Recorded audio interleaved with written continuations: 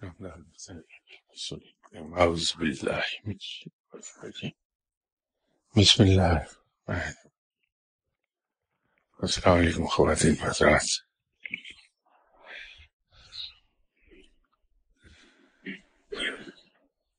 ہم یہاں اکثر و بیشتر اکتساب فیض اور علم حاصل کرنے کی بات کرتے ہیں، اور اس ضمن میں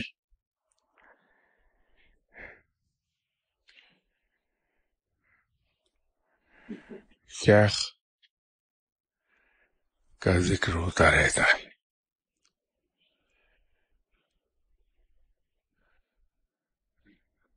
جہاں ہم بات کرتے ہیں کہ شیخ کا احترام، ان کی بات کو ماننے کا لیول وہ کیا ہونا چاہیے، وہاں ایک اور اہم پہلو ہے جس کو ہم عام طور پر ڈسکس نہیں کر پاتے، اور وہ ہے شیخ کی ناراضگی اور شیخ کی خوشی انسان سے.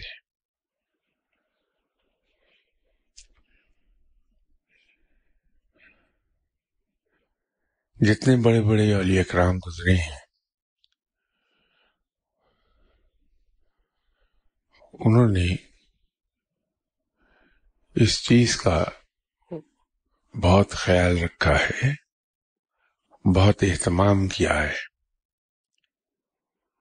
کہ کسی طرح شیخ کے ماتھے پر بل نہ آنے پائے.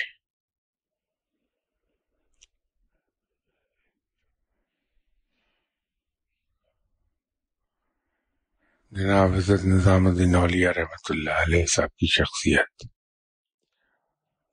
کسی سے ڈھکی چھپی نہیں ہے. انتہائی جید جلیل القدر اور ریناؤنڈ ولی اللہ ہیں. آپ دہلی میں آرام فرما رہے ہیں. تو جس زمانے میں یہاں میں ذکر کر رہا تھا کہ جب علم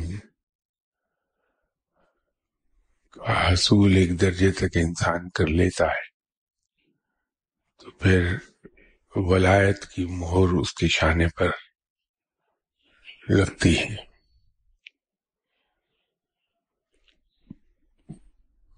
دایا شانہ جہاں گردن سے ملتا ہے، پشت کی طرف سے، وہاں وہ مہر ضبط کی جاتی ہے. وہ ہوتا یہ ہے کہ اتنا ایریا سیاہ ہو جاتا ہے اور اس کے اندر پھر مہر کے الفاظ انسان کو دکھائی دینے لگتے ہیں.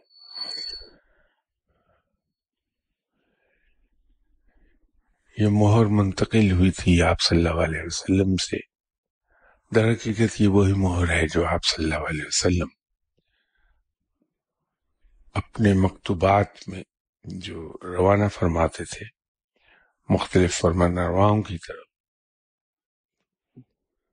وہاں اس انگوٹھی کا نشان ثبت ہوتا تھا. یہ وہی مہر کے طور پہ استعمال ہو رہی ہے. آپ صلی اللہ علیہ وسلم سے منتقل ہو گئی تھی جناب حضرت علی کرم اللہ وجہہ کو، اور اس کے بعد ہوتے ہوتے آج کل جناب حضرت نظام الدین اولیاء رحمۃ اللہ علیہ صاحب اس کے کسٹوڈین ہیں.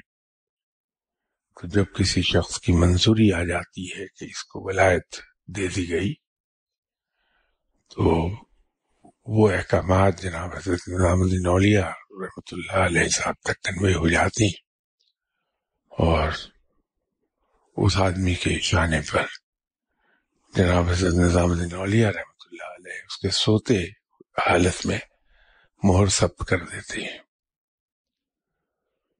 جس کے مہر لگتی ہے اس کو بھی پتا اصل میں اس طرح چلتا ہے کہ 3-4 دن اس جگہ پہ بہت ہی اریٹیشن ہوتی، کھجلی ہوتی ہے، تو آدمی بار بار کھجلاتا ہے. وہ بات کہیں سے کہیں نکل گئی. تو جناب حضرت نظام الاولیاء کا دور جو تھا، اس زمانے میں ہندوستان پر حکومت علاؤ الدین خلجی کی تھی.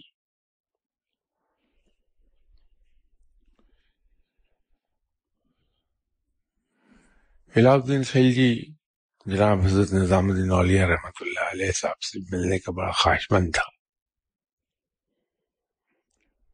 اکثر و بیشتر اس کے کارندے آ کے اجازت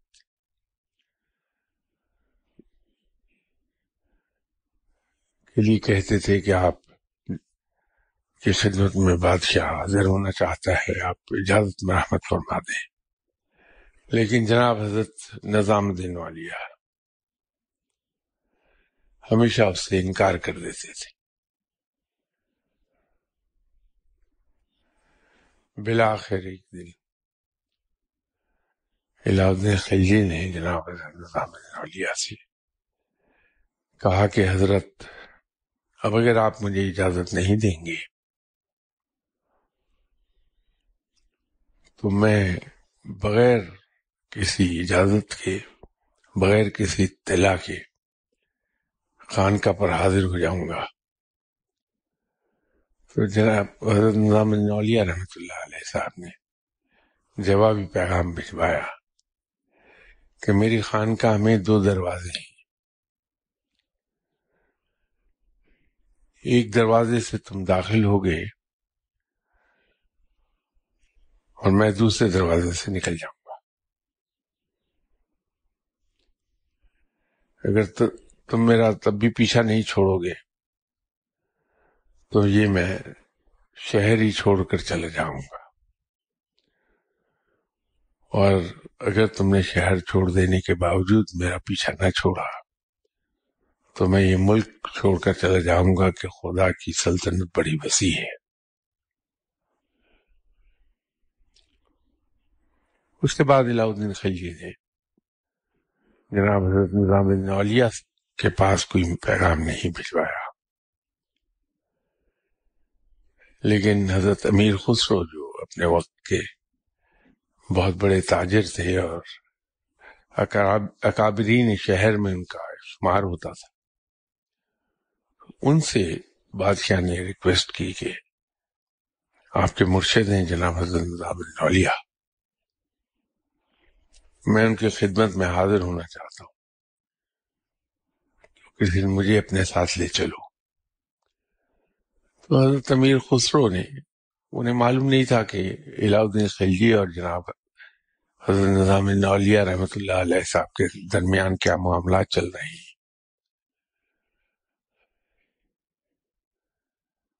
انہوں نے وعدہ کر لیا کہ میں کسی دن لے جاؤں گا. لیکن جب خانقاہ سے کسی نے انہیں ان معاملات کا بتایا، حضرت امیر خسرو بادشاہ کے پاس گئے اور علیحدگی میں، تنہائی میں اس سے کہا کہ میں نے آپ سے وعدہ تو کیا تھا، لیکن اس وعدہ کرنے کے بعد جب میں نے یہ چاہا کہ میں آپ کا کوئی بندوبست کروں کہ آپ میرے ساتھ چلے تو مجھے خانقاہ سے بتایا گیا کہ مرشد نے تو آپ کو منع کیا ہے، تو میں معافی چاہتا ہوں، میں یہ خدمت نہیں کر سکوں گا آپ کی. تو بادشاہ بہت برہم ہوا کہ تم نے تو وعدہ کیا تھا، وعدہ خلافی کر رہے ہو. تو حضرت امیر خسرو نے کہا کہ بادشاہ سلامت، یہ درست ہے کہ میں وعدہ خلافی کر رہا ہوں،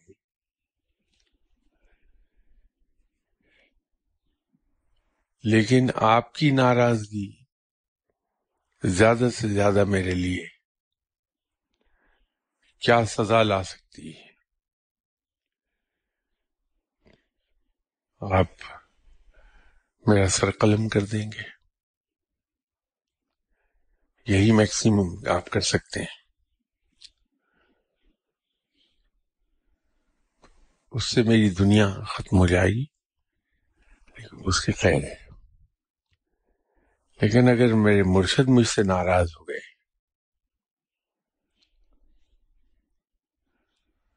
تو پھر دنیا بھی گئی اور آخرت بھی گئی. تو میں یہ رسک نہیں لے سکتا. تو مرشد کی خوشنودی اور اس کی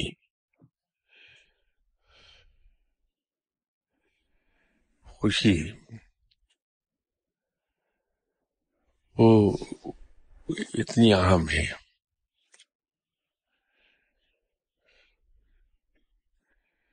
کچھ عرصہ پہلے میں جناب حضرت منصور الحلاج کا ذکر یہاں کر رہا تھا، تو میں نے عرض کیا تھا کہ منصور الحلاج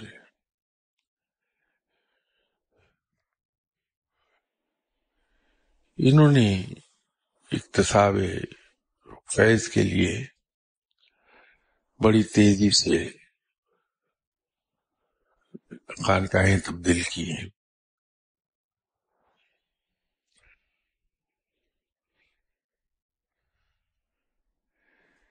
بالآخر جناب حضرت جنید بغدادی رحمۃ اللہ علیہ صاحب کے دربار میں بیٹھنے لگ گئے تھے.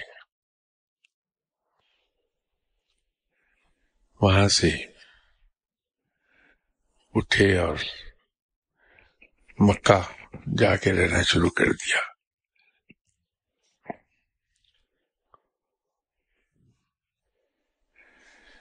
کیونکہ ان سے کرامات بڑی سرزد ہوتی تھی.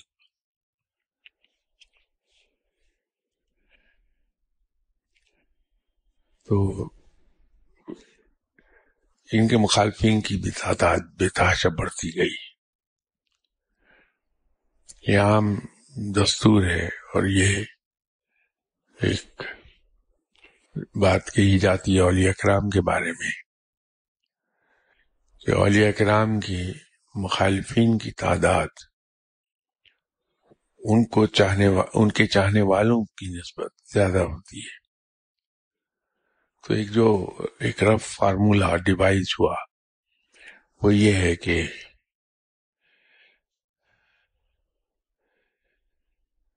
1/3 تعداد ہوتی ہے چاہنے والوں کی اور 2/3 تعداد ہوتی ہے ان کے مخالفین کی.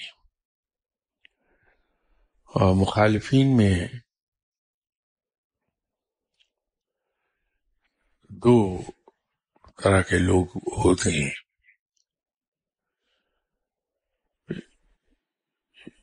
ایک وہ جن کے الفاظ میں، مخالفت کے الفاظ میں کوئی بہت زیادہ شدت نہیں ہوتی، اور ایک حصہ وہ ہوتا ہے جو بڑی شدت سے مخالفت کرتے ہیں.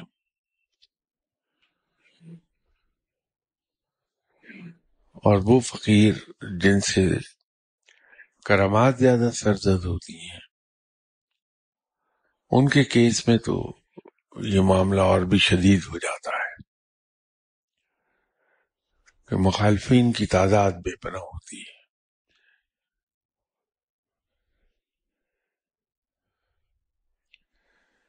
جو کم درجے کی مخالفت روا رکھتے ہیں وہ بھی یہ کہتے ہیں کہ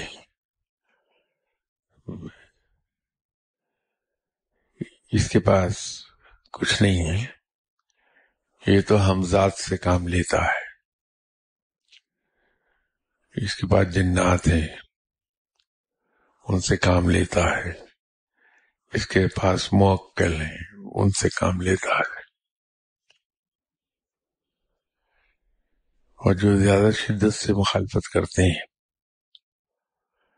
وہ اس کو گردانتے ہیں کہ شعبدہ باز ہے، جادوگر ہے،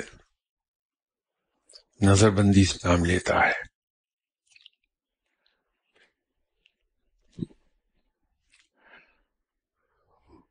حسین بن منصور الحلاج صاحب تو اگر آپ سادہ زبان میں بات کریں تو کرامات کی ایک مشین تھی اصل میں. کرامات بہت سرزد ہوتی تھیں ان سے.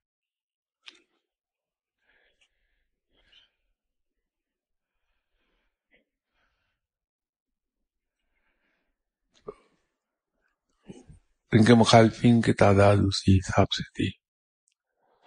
تو جب یہ جناب حضرت جنید بغدادی رحمۃ اللہ علیہ صاحب کے خانقاہ سے اٹھے، پھر مکہ چلے گئے، مکہ رہے وہاں، تو ان کی کیفیات پھر اس طرح سے تبدیل ہوئیں کہ ان کا ظاہر اور ان کے طور طریقے ایک طالب علم کے سے نہ رہے، ایک خادم کے سے نہ رہے، بلکہ انہوں نے خرقہ پوشی شروع کر دی اور طالب علموں کی ایک بڑی تعداد ان کے ساتھ ہو گئی.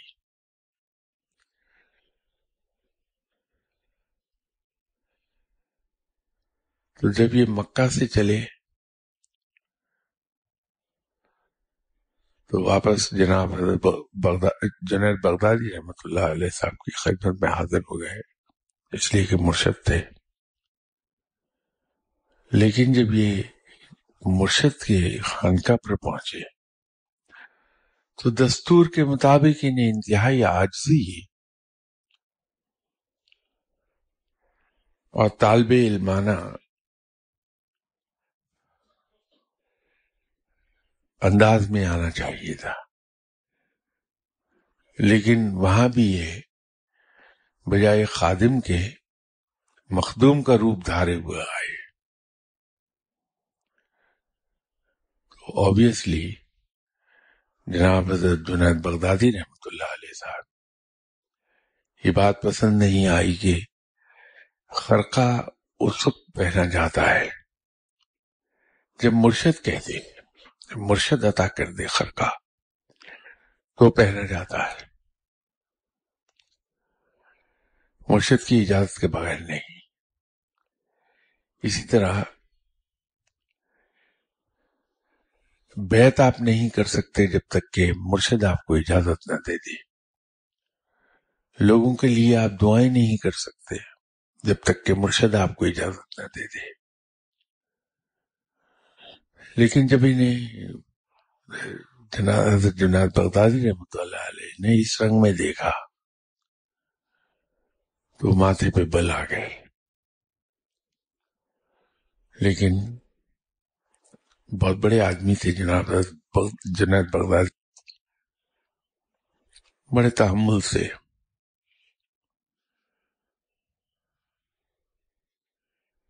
ان سے احوال پوچھتے رہے کہ اتنا عرصہ تمہارا کیسے گزرا.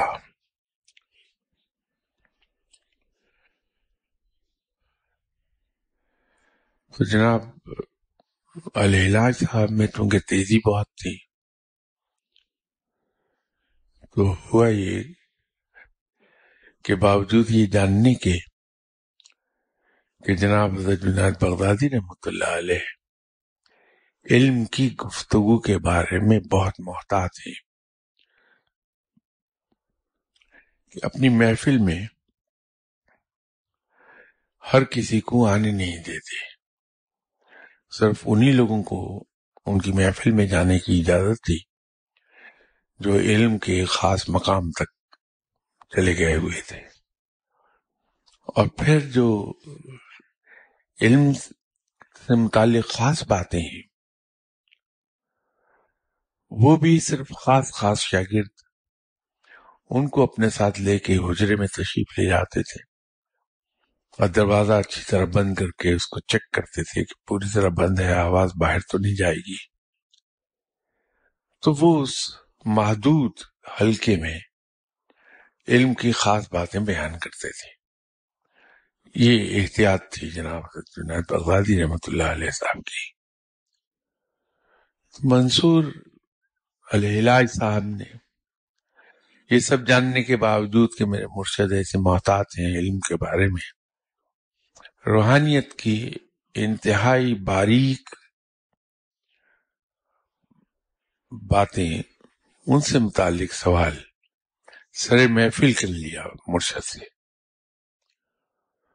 تو جناب حضرت جنید بغدادی رحمۃ اللہ علیہ صاحب نے سوال سنا تو جو نہیں دی، جواب نہیں دیا، دوسری باتوں میں لگے رہے۔ تو منصور الہلاج صاحب نے دوبارہ وہی سوال پوچھا، پھر بھی آپ نے جواب نہیں دیا۔ تیسری بار پوچھا تو جواب نہیں دیا، لیکن چہرے پر بہت خفگی کے آثار نمودار ہوئے۔ تو جناب منصور الہلاج صاحب تھوڑی دیر میں اٹھے اور وہ خانقاہ سے چلے گئے۔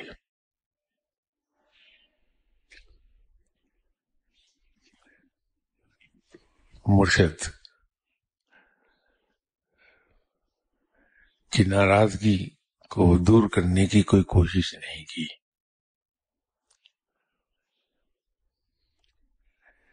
اس سے پہلے بھی جب جناب حسین بن منصور الہلاج صاحب نے جناب عمر بن عثمان مکی صاحب کی دست مبارک پر بیعت کی تھی، تو ان کی محفل بھی چھوڑ کر چلے گئے تھے، اسی طرح وہ بھی ناراض تھے۔ تو ایک روایت تو یہ ہے، جو اس کا میں نے پہلے ذکر ایک بار کیا تھا، کہ آپ کی کتاب جو ایک مسودہ تھا، جس میں روحانیت کے باریک نقطے بیان کیے گئے تھے، وہ اس کو پڑھنے کی کسی کو اجازت نہیں تھی۔ تو روایت یہ ہے، جس کو میں یقین نہیں کرتا، کہ جناب حسین بن منصور الہلاج صاحب نے وہ مرشد کی اجازت کے بغیر وہ کتاب اٹھا لی۔ تو جب ان کے مرشد کو اس کی تلاش ہوئی، نہیں ملی، تو آپ نے بہت بڑی بد دعا دے دی تھی۔ عام طور پر مرشد اتنے چھوٹے دل کے ہوتے نہیں کہ بد دعا دیں، بلکہ یوں کہہ لیجیے کہ جو اولیاء کرام ہوتی ہیں،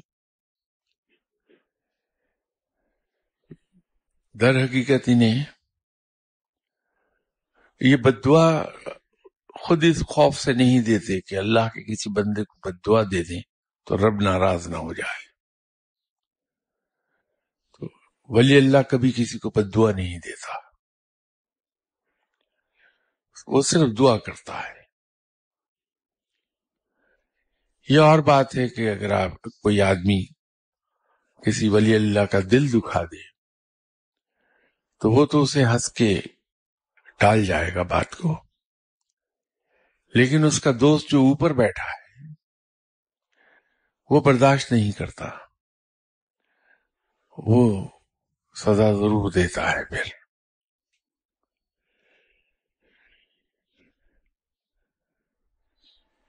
تو اپنے پہلے مرشد کو بھی چھوڑ آئے تھے،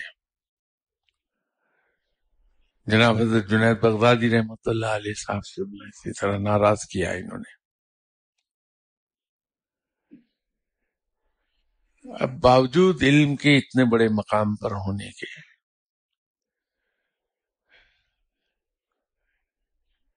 باوجود روحانی تصرفات بے پناہ حاصل ہو جانے کے، لیکن انجام سزا ہی کا ہوا۔ نہ صرف سزا کا ہوا، بلکہ آج بھی متنازع کنٹروورشل فگر بن گئے۔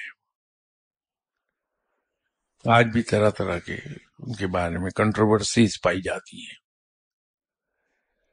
تو مرشد اگر ناراض ہو جائے تو پھر انسان کا کوئی ٹھکانہ نہیں ہے۔ تو مرشد کے بارے میں، شیخ کے بارے میں ہم یہاں تمام پہلوؤں پر بات کرتے ہیں، لیکن یہ پہلو بہت اہم ہے کہ ہم کبھی مرشد کو ناراض نہ کریں.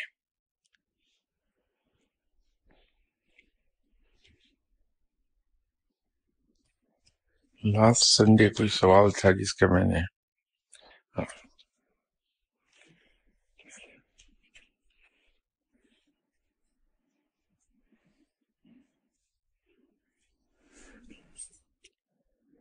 یہ انصاف کا سوال تھا کہ آسمانی بجلی کے گرجنے، چمکنے اور پیدا ہونے کا کنسپٹ اسلام اور سائنس میں کیا ہے؟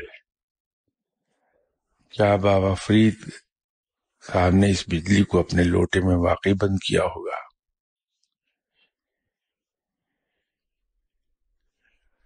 جہاں تک سائنس کی بات ہے تو ہم ارلی کلاسز ہی میں پڑھ لیتے ہیں کہ یہ جو آسمانی بجلی ہے یہ کیا چیز ہے.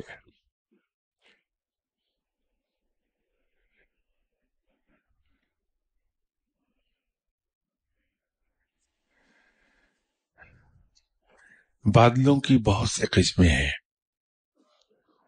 لیکن ایویشن میں فلائنگ کے لیے جو پڑھایا جاتا ہے، پڑھائی تو ساری قسمیں جاتی ہیں، لیکن اس کو 3 میجر کیٹیگریز میں بادلوں کو تقسیم کیا جاتا ہے، اور ان تینوں میں جو سب سے خوفناک بادل ہیں وہ ہیں او سی بیز.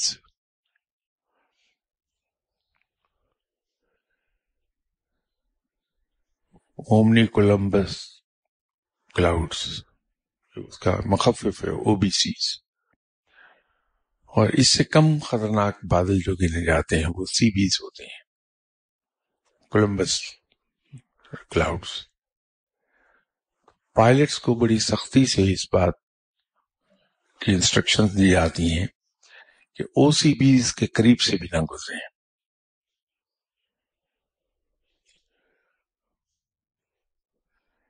اسی طرح بادلوں میں اگر آپ جہاز میں بیٹھے جا رہے ہیں تو بعض کا آپ دیکھیں گے کہ جہاز اپنا راستہ بدل کے گزر رہا ہے، اور تو آپ کو ونڈو میں سے ایک جگہ بادلوں پر ایک کون اس طرح کھڑی ہوئی دکھائی دے گی. اس کے بارے میں بھی سختی سے انسٹرکشنز یہ ہوتی ہیں کہ جہاں وہ آپ کو دکھائی دے جائے آپ جہاز سے 100 میل کے فاصلے سے گزاریے. وجہ یہ ہے کہ یہ جو او سی بیز ہوتے ہیں یہ فلی چارجڈ بادل ہوتے ہیں، ان کے اندر اسٹیٹک چارج پیدا ہوا ہوتا ہے، فلوٹ کر کے دوسرے بادلوں سے رگڑ کھا کے. تو ان میں ایک اسٹیٹک چارج پیدا ہو جاتا ہے. جب آپ پڑھ رہے ہوں گے کلاس 6-7 میں تو فزکس کی کتابوں میں آپ نے ایک چیز پڑھی ہوگی کہ وہاں ایکسپلین کرتے ہیں. بچپن میں جو ہم لوگ کھیلتے تھے کہ پلاسٹک کا کنگا بالوں میں پھیر کے، خشک بالوں میں، تو اس سے کاغذ کے چھوٹے چھوٹے ٹکڑے اٹھا لیتے تھے، تنکے اٹھا لیتے تھے. تو وہ جب ہم پڑھتے ہیں 6-7 کلاس میں یا 8 کلاس میں فزکس، تو اس میں الیکٹرسٹی کے چیپٹر میں پڑھایا جاتا ہے کہ وہ کنگا جب بالوں میں سے گزرتا ہے تو اس فرکشن سے کنگے میں ایک اسٹیٹک چارج پیدا ہو جاتا ہے، اور وہ اسٹیٹک چارج اتنا ہوتا ہے کہ وہ کاغذ کو اپنی طرف کھینچ لے گا، تنکے کو، چھوٹے تنکے کو اٹھا لے گا وہ. اور اگر رات کے اندھیرے میں اگر آپ خشک بالوں میں کنگا پھیریں گے تو آواز بھی آپ کو سنائی دے گی اور چنگاریاں بھی نظر آتی ہیں. وہ اسٹیٹک چارج ہوتا ہے. وہی اسٹیٹک چارج بادلوں میں پیدا ہوتا ہے. فرق یہ ہے کہ وہاں وہ کروڑ وولٹیج ہوتی ہے اس میں. تو جب ऐसे दो बादल करीब आ जाए एक दूसरे के, जो अपोजिट पोल्स के हों, ए और बी नेगेटिव, ए और नेगेटिव और प्लस चार्ज के बादल अगर एक दूसरे के करीब आ जाए, तो उनके एक दूसरे के करीब जाने से या रगड़ खाने से वहां बिजली की लहरें पैदा होती हैं, और वो बाज़ औक़ात इस रुख से पैदा होती हैं कि जमीन तक आ जाती हैं। तो उनकी जद में कोई भी चीज आ जाए वो जल के भस्म हो जाती है। ये एक साइंस तो इसको यूं एक्सप्लेन करती है।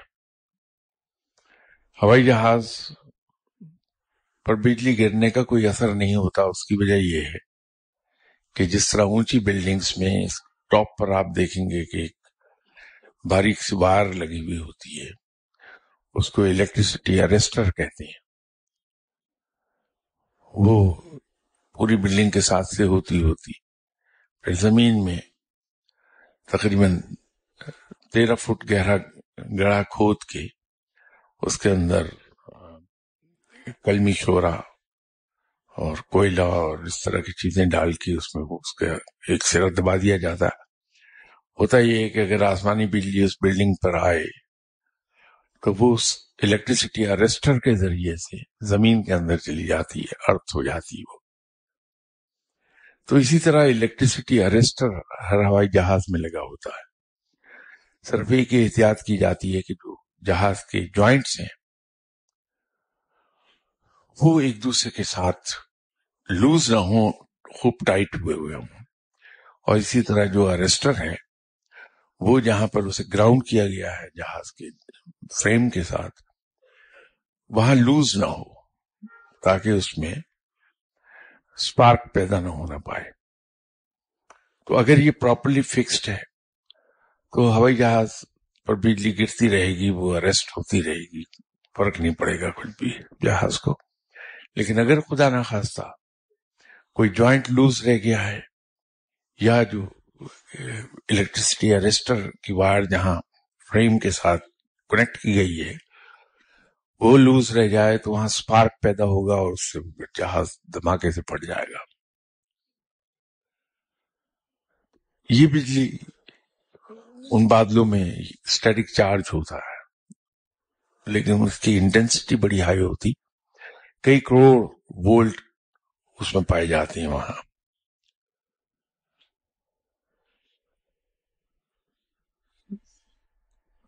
दो अपोजिट बादल जो है, नेगेटिव पॉजिटिव बादल, उनके टकराने से जो शोला पैदा होता है वो लाइट की सूरत में हमें दिखाई देता है और कड़क पैदा होती है। ये तो इसकी साइंसी तौजीह है।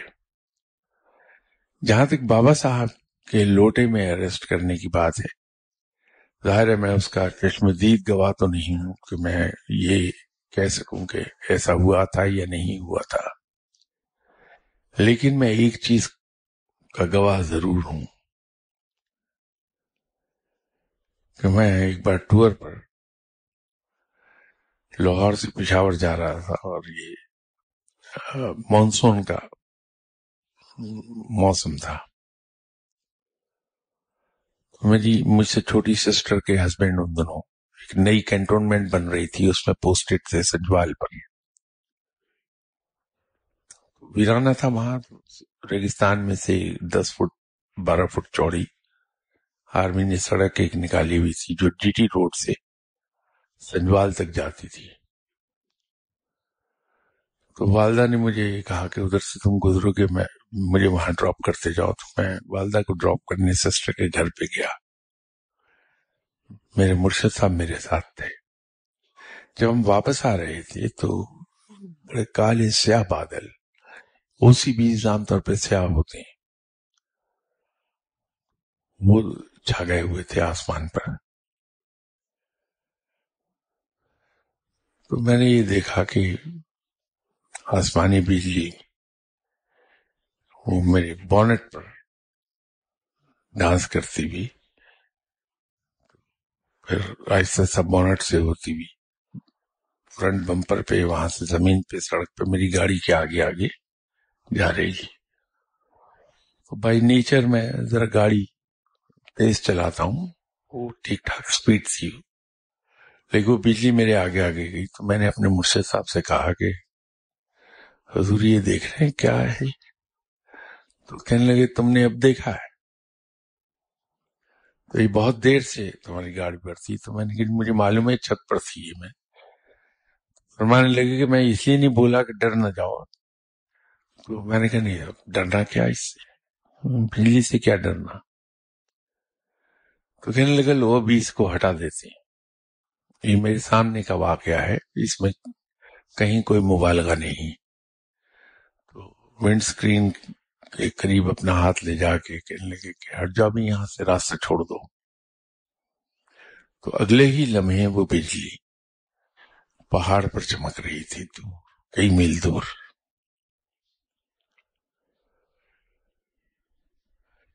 یہ واقعہ تو میں نے اپنی آنکھوں سے دیکھا ہے، اس کو تجربہ کیا. پھر مرشد صاحب دنیا سے تشریف لے گئے تھے. میں آج اسلام آباد گیا تو میرے ساتھ ایک صاحب جن کے پاس روحانیت تو نہیں تھی لیکن روحانیت کے بارے میں معلومات بہت تھی. وہ مجھے جب میں لاہور آ رہا تھا تو مل گیا ایک جگہ. تو مجھے کہنے لگے کہاں جا رہے ہیں سر آپ؟ میں نے کہا میں تو میٹنگ پہ آیا ہوا تھا، واپس جا رہا ہوں لاہور.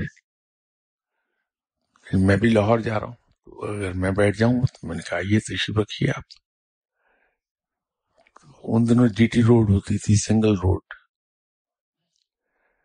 تو ہم کھاریاں سے پہلے دو پہاڑوں کے درمیان سے کاٹ کے سڑک بنائی ہوئی تھی گورنمنٹ نے، اس میں سے گزر رہے تھے. تو سڈنلی میں نے یہ دیکھا کہ وہ بجلی پھر میرے بونٹ پہ آ گئی. تو میں نے اس سے ہنستے ہوئے کہا کہ بھائی اب تو یہ شاہ صاحب تشریف نہیں رکھتے میرے ساتھ، جو تمہیں حکم دے دیں گے لیکن یہاں سے چلی جاؤ. تو رائٹ سائڈ پر جو پہاڑ تھا اس پر جا کے چمکنے لگ گئی، لیکن وہ صاحب بے ہوش ہو گئے خوف کے مارے. تو یہ بجلی کے بارے میں وہاں خود شاہ صاحب نے حکم دیا تو وہ پہاڑ پر چلی گئی. یہاں میں نے صرف ریفرنس دیا اپنے مرشد صاحب کا، اپنے شیخ کا، تو وہ پہاڑ پر چلی گئی، چمکنے لگی. جب ان دو واقعات کو میں دیکھتا ہوں تو اس سے خیال یہ ہوتا ہے کہ جناب بابا فرید شکر رحمۃ اللہ علیہ جو اتنے بڑے مقام پر تھے کہ آپ کی رسائی سدرۃ المنتہا تک ہے، یہ جناب خواجہ غریب نواز صاحب نے جناب حضرت بختیار کاکی رحمۃ اللہ علیہ صاحب کو بشارت دی تھی کہ تمہارے اس شاگرد کی رسائی سدرۃ المنتہا تک، اس کی پرواز سدرۃ المنتہا تک ہوگی. بابا صاحب اگر ان کے بارے میں یہ مشہور ہو جائے کہ بجلی کو لوٹے میں بند کر دیا تھا، تو میرے خیال میں اس میں مبالغہ نہیں ہوگا.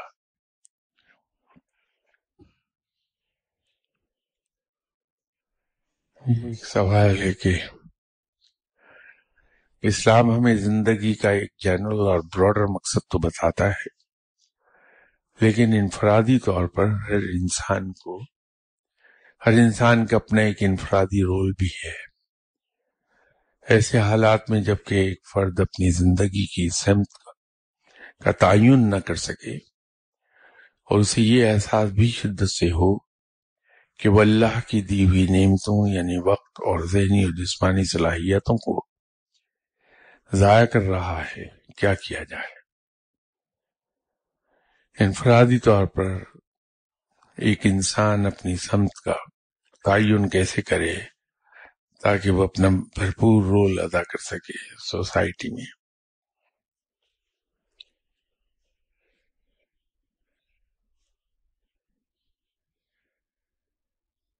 اب اتنی بڑی باتوں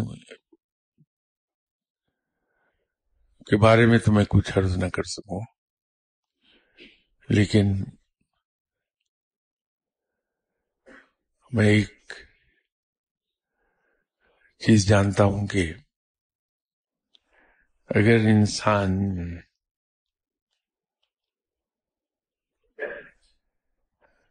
صرف ایک کام کر لے کہ اسلام کے بتائے ہوئے اصولوں کے مطابق زندگی کو ڈھال لے، جس کو ہم روزمرہ کی زندگی میں رب کی بندگی کہتے ہیں،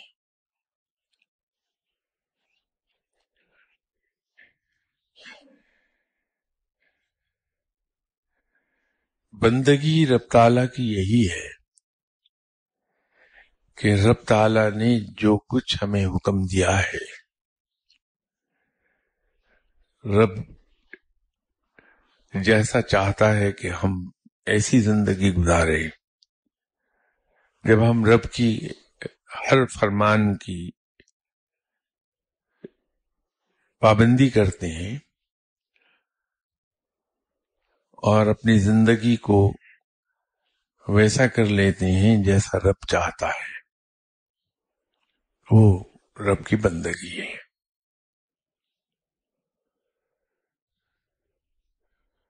تو ہم اپنی زندگی کو اسلام کے اصولوں کے مطابق ڈھال لیتے ہیں اور زندگی کا صرف ایک مقصد مقرر کر لیتے ہیں، اپنا ایک آبجیکٹو بنا لیتے ہیں اپنی لائف کا، اور وہ آبجیکٹو بڑا سادہ سا ہے، سمپل، اس میں کوئی اتنی بڑی راکٹ سائنس انوالو نہیں ہے۔ وہ یہ کہ میری عبادات صرف رب کے لیے ہیں اور میرا جینا دوسروں کے لیے ہے۔ جب انسان اپنے لیے نہیں دوسروں کے لیے جینا شروع کر دے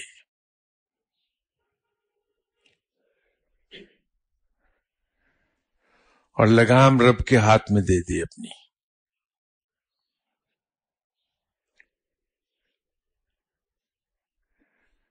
تو انسان اپنا رول خود ادا کرنے لگتا ہے۔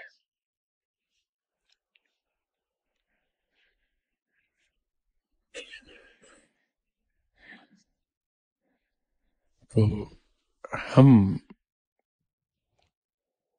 یہ نہ دیکھیں کہ وقت اور ذہنی اور جسمانی صلاحیتیں ضائع ہو رہی ہیں یا نہیں، ہم صرف ایک بات پہ زور دے دیں کہ ہم اپنی زندگی کو ڈھال لیں اسلام کے اصولوں کے مطابق، اور ہم اللہ کی عبادت کرتے رہیں اور لوگوں کے لیے جیتے رہیں۔ اتنا ہی بہت ہو جائے گا اگر ہم کر پائے، اس لیے کہ یہی ایک چیز ہمیں ولایت کے اعلیٰ ترین مقام تک لے جائے گی۔